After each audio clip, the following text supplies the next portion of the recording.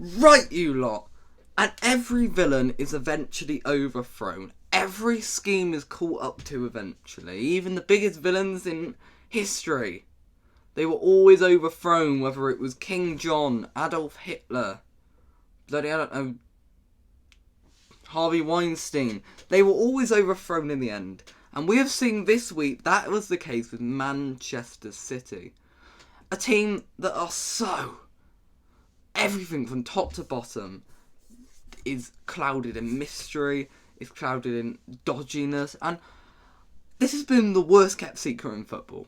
We've known for years that Manchester City are a joke on every level, and that the stuff they're doing and the stuff they get away with are ridiculous. I mean, remember that 2-year Champions League ban that they only got away with it because they couldn't physically go in to the evidence. Like, literally, we all know they did it. They got away on a very vague technicality, and really, like, they were not innocent at all. Like, Man City fans will claim they were innocent, but we know they weren't. It was blatantly obvious that they weren't. And this week it's all been revealed. And I'm going to give my take on this, because I think people have had their different opposing viewpoints. I think a lot of people have said they deserve at least relegation. And I think people have talked about, no one voiding their titles and giving titles to runners up. And as ridiculous as that is, it is so unfortunate. And as a Liverpool fan, of course, I've had to go toe-to-toe with Man City and twice lose out to them on a point, and to find out that they were cheating somehow made the moments even worse. You look at Manchester United in 2012, that Aguero moment must have been such an absolute killer for them on so many levels, and absolutely played Man United fans for years to find out that was a joke. But you can even look at it on a lesser extent, the likes of a Watford or a Stoke who got to a cup final against Manchester City and of course got smashed and played off the field. But what could have been if their absolute cheatery wasn't there on a different day? Even Tottenham would have a trophy under this. I think it is shambolic that Man City have got away with this for so long, and it's taken this long. 100 breaches. 100 breaches. This isn't 10. This is 100 breaches. And I'm sorry, if even half of these are proven to be true, they deserve serious redundancy. And it's been plain to see for years.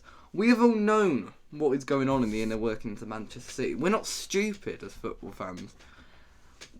It doesn't make sense for them to be at the highest of charts, getting, the most funds and bringing in the biggest profits, when they've just not got the fan base to back it up. Man United, Real Madrid, Barcelona, Liverpool, Arsenal, Juventus, they are way...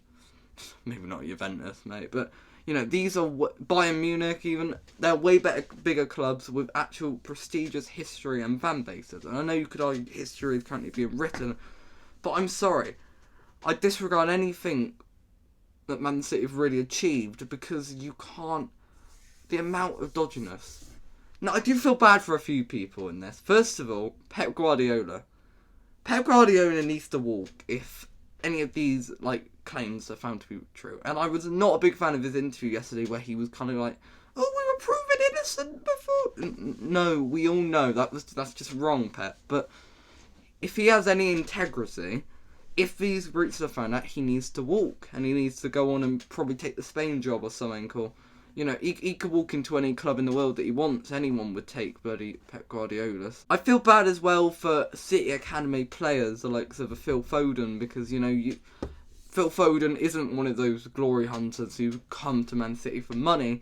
He's someone who's grown up with this club, who's grew with it, and is finally seeing his boyhood club get success. And I think that's so unfortunate. I also feel bad for the Man City fans from before the takeover. Absolute middle finger to any of the modern Man City fans. Anyone who started supporting Man City after 2009, you're a glory hunting plastic. I don't care what you have to say. I don't care.